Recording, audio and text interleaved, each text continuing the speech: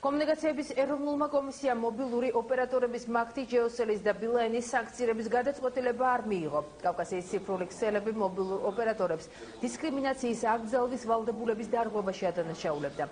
მარეგულირებელმა უწყებამ დღევანდელ სხდომაზე მობილურ ოპერატორებს სანქციის ნაცვლად კონკრეტული ვალდებულებები დააკისრა. სხდომას კავკასიის ციფრული ქსელების წარმომადგენელი არ დაესწრო.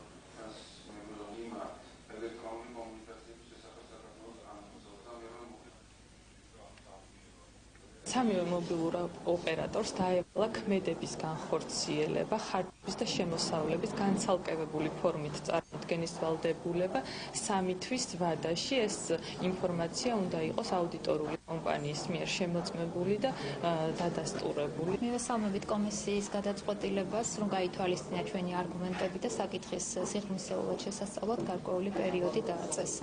არალოგიკური იქნებოდა ეს გადაწყვეტილება, რომ აქტიკომის წინააღმდეგ სანქციების შემოღება დაეწესება.